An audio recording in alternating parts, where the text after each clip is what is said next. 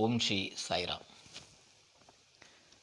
എന്താണ് സായി മാർഗം? സായി മാർഗം ഒരു പുതിയ മതമല്ല. അത് ഒരു ഹിന്ദുവിനെ യഥാർത്ഥ ഹിന്ദുവും, ഒരു ക്രിസ്ത്യാനിയെ യഥാർത്ഥ ക്രിസ്ത്യാനിയും, ഒരു മുസൽമാനെ യഥാർത്ഥ മുസൽമാനായി മാറ്റുവാനുള്ള ഒരു ധർമ്മപാതയാണ്. ഇന്ന് മതങ്ങൾ അതിൻ്റെ ബാഹ്യമായ ആചാര അനുഷ്ഠാനങ്ങളിൽ മാത്രം ഊന്നിക്കൊണ്ടാണ് പ്രവർത്തിക്കുന്നത്. ഇന്ന് മതപ്രചരണത്തിനാണ് പ്രാധാന്യം കൊടുക്കുന്നത്. ആചരണത്തിന് വലിയ പ്രാധാന്യം കൊടുക്കുന്നില്ല. തന്മൂലം മതവിശ്വാസികൾ തമ്മിൽ സ്നേഹത്തിന് പകരം ദ്വേഷമാണ് വളർത്തുന്നത്. സ്പർദ്ധയാണ് വളരുന്നത്. എല്ലാ അവതാരപുരുഷന്മാരും പ്രവാചകരും പരസ്പരം സ്നേഹിക്കുവാനാണ് നമ്മെ പഠിപ്പിച്ചിട്ടുള്ളത്. എന്നാൽ ഇന്ന് വിവിധ മതവിശ്വാസികൾ തമ്മിൽ മതത്തിൻ്റെ പേരിൽ, ദൈവത്തിൻ്റെ പേരിൽ എന്തെന്ത് അക്രമങ്ങളാണ് അഴിച്ചുവിടുന്നത് എന്ന് നമുക്ക് കാണാം. ഇവിടെയാണ് സായി മാർഗത്തിൻ്റെ പ്രസക്തി. സായി പറയുന്നു, എല്ലാ മതങ്ങളും ഒരേ ദൈവത്തിലേക്കുള്ള വിവിധ മാർഗങ്ങൾ മാത്രമാണ്. എല്ലാ മാർഗങ്ങളും ശരിയാണ്. നിങ്ങൾ ഏത് മാർഗം പിന്തുടരുന്നുവോ ആ മാർഗത്തിൽ അടിയുറച്ച് വിശ്വസിക്കുക. ആ മാർഗം അനുശാസിക്കുന്ന ആചാര അനുഷ്ഠാനങ്ങൾ നിഷ്കർഷയോടെ അനുഷ്ഠിക്കുക. അങ്ങനെ യഥാർത്ഥ മതവിശ്വാസിയാവുക. മറ്റ് മാർഗങ്ങൾ പിന്തുടരുന്നവരെ തന്നെപ്പോലെ തന്നെ സ്നേഹിക്കുക. അവരുടെ വിശ്വാസങ്ങൾ തൻ്റെ വിശ്വാസത്തോളം തന്നെ വിലപ്പെട്ടതാണെന്ന് മനസ്സിലാക്കുക. തൻ്റെ മതം പ്രചരിപ്പിക്കുന്നതിലുപരി സ്വജീവിതത്തിൽ ആചരിക്കുവാൻ ശ്രദ്ധിക്കുക. അപ്പോൾ ഒരു ഹിന്ദുവിന് ക്രിസ്തുവിൽ കൃഷ്ണനെ കാണുവാൻ കഴിയും. ഒരു ക്രിസ്ത്യാനിക്ക് കൃഷ്ണനിൽ തൻ്റെ ക്രിസ്തുവിനെയും കാണുവാൻ കഴിയും. ഒരു മുസൽമാന് ഇവരിലെല്ലാം അള്ളാഹുവിനെ ദർശിക്കുവാനും കഴിയും. ഈ സർവധർമ്മ സമന്വയമാണ് സായി ദർശനം. സായി പറയുന്നു, എൻ്റെ ജീവിതമാണ് എൻ്റെ സന്ദേശം. സായി പ്രചരണത്തിൽ വിശ്വസിക്കുന്നില്ല, ആചരണത്തിൽ ശ്രദ്ധിക്കുന്നു. ധർമ്മങ്ങൾ സ്വജീവിതത്തിൽ അദ്ദേഹം ആചരിച്ച് കാണിക്കുന്നു. അതുപ്രകാരം ചെയ്യുവാൻ മനുഷ്യരാശിയോട് ആവശ്യപ്പെടുന്നു. ഇന്ന് ഏതൊരു മേഖല എടുത്തു നോക്കിയാലും അടിമുടി അഴിമതിയും അധാർമികതയും ആണ്. ഭരണരംഗം, വിദ്യാഭ്യാസ രംഗം, ആതുര സേവന രംഗം, രാഷ്ട്രീയ രംഗം എല്ലാം അധപ്പതനത്തിൻ്റെ പടുകുഴിയിലാണ്. അതിൻ്റെ പുനരുദ്ധാരണത്തിന് ഇന്ന് നമ്മുടെ മുന്നിലുള്ള ഒരേ ഒരു വെളിച്ചമാണ് സായി മാർഗം.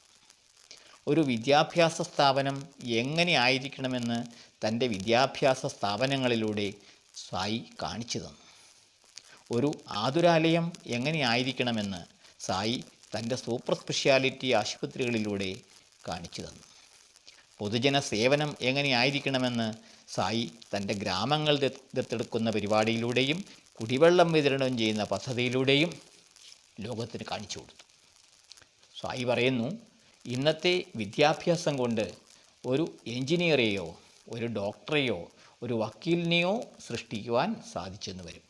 എന്നാൽ ഒരു യഥാർത്ഥ മനുഷ്യനെ, മൂല്യബോധമുള്ള മനുഷ്യനെ വാർത്തെടുക്കുവാൻ ഇന്നത്തെ വിദ്യാഭ്യാസത്തിനാകില്ല. ഇവിടെയാണ് സത്യസായി സ്കൂളുകളുടെയും കോളേജുകളുടെയും പ്രസക്തി. ഇന്ന് വിദ്യാഭ്യാസ സ്ഥാപനങ്ങൾ കച്ചവടശാലകളായി മാറുമ്പോൾ സത്യസായി സ്ഥാപനങ്ങളിൽ KG മുതൽ PG വരെ യാതൊരുവിധ ഫീസും ഈടാക്കാതെയാണ് പഠിപ്പിക്കുന്നത്.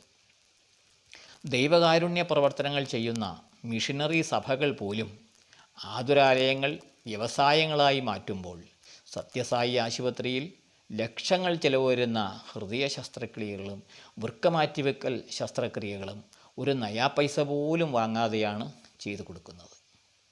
സ്വാമി പറയുന്നു, വിദ്യയും വൈദ്യവും കച്ചവടച്ചരക്കുകളാക്കാനുള്ളതല്ല.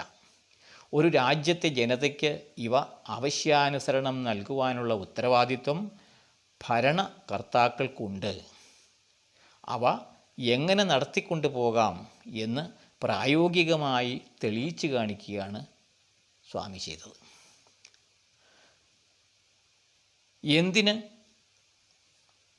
ആണ് ഭഗവാൻ ഇങ്ങനെയൊക്കെ കാണിച്ചു തരുന്നത്? ഇതെല്ലാം കണ്ട് നമ്മൾ പഠിക്കുവാനാണ്, ലോകം പഠിക്കുവാൻ. സായി പ്രസംഗിക്കുകയല്ല, പ്രവർത്തിക്കുകയാണ്.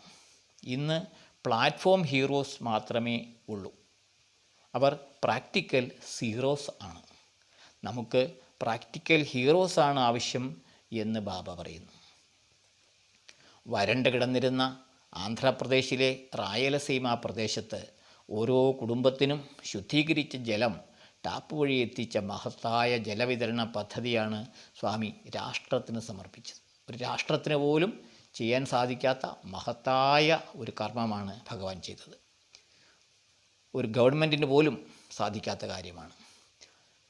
എന്തിനു വേണ്ടിയിട്ടാണ് ഭഗവാൻ അതൊക്കെ ചെയ്തത്? നമ്മുടെ ഭരണാധികാരികളുടെ കണ്ണു തുറപ്പിക്കുവാൻ. എങ്ങനെയാണ് സാമൂഹ്യ സേവനം, രാഷ്ട്രസേവനം ചെയ്യേണ്ടത് എന്ന് കാണിച്ചു കൊടുക്കുവാനാണ് ഭഗവാൻ അപ്രകാരമൊക്കെ ചെയ്യുന്നത്. അവരെ യഥാർത്ഥ ജനസേവനത്തിൻ്റെ പാതയിലേക്ക് നയിക്കുവാൻ വേണ്ടിയിട്ടാണ്. ജനസേവയാണ് ജനാർദ്ദന സേവ, മാനവ സേവയാണ് മാധവ സേവ, നരസേവയാണ് നാരായണ സേവ. മനുഷ്യനിൽ ഈ ചിന്ത വളർത്തുവാനാണ് ആയിരക്കണക്കിന് ഗ്രാമങ്ങൾ ദത്തെടുത്ത് അവിടെ പ്രവർത്തിക്കുവാൻ സായി തൻ്റെ പ്രവർത്തകരോട് ആവശ്യപ്പെട്ടത്. ആശുപത്രി ശുചീകരണം, പൊതുസ്ഥലങ്ങൾ വൃത്തിയാക്കൽ, ഇവയെല്ലാം ഇതിൻ്റെ ഭാഗമാണ്. ഇവയൊന്നും പേരിനും പ്രശസ്തിക്കും വേണ്ടി ആകരുത് ചെയ്യുന്നത്. പ്രത്യുത സ്വന്തം ആത്മസംതൃപ്തിക്ക് വേണ്ടി മാത്രമാകണം. തൻ്റെ കടമയാണ് എന്ന ബോധത്തോടെ ചെയ്യണം എന്ന് സ്വാമി പറയുന്നു. അപ്പോഴത് ഈശ്വര പൂജയായി മാറും. സ്നേഹശൂന്യത മൂലം വറ്റി വരണ്ട് കല്ലായ മനുഷ്യഹൃദയങ്ങളിൽ സ്നേഹം ചൊരിഞ്ഞ് ഹൃദയങ്ങളെ പരിശുദ്ധമാക്കി പരസ്പരം സ്നേഹം പകരുവാൻ പ്രാപ്തമാക്കുന്ന പ്രേമസാഗരമാണ് സായി മാർഗം. മൂല്യബോധമില്ലാത്ത, ലക്ഷ്യബോധമില്ലാത്ത, തങ്ങളുടെ കടമകളെയും ഉത്തരവാദിത്തങ്ങളെയും പറ്റി ബോധവാന്മാരല്ലാത്ത, ഭൗതിക സുഖലോലുപതയിൽ മുഴുകി വഴിതെറ്റി അലയുന്ന ഒരു തലമുറയെ സത്യത്തിൻ്റെ, ധർമ്മത്തിൻ്റെ, പ്രേമത്തിൻ്റെ, ശാന്തിയുടെ മാർഗത്തിലൂടെ മൂല്യബോധമുള്ളവരായി വളർത്തി ധാർമ്മിക ബോധമുള്ളവരായി കർമ്മോത്സുകരാക്കി മാറ്റിയെടുക്കുന്ന മാസ്മര ശക്തിയാണ് സായി ശക്തി.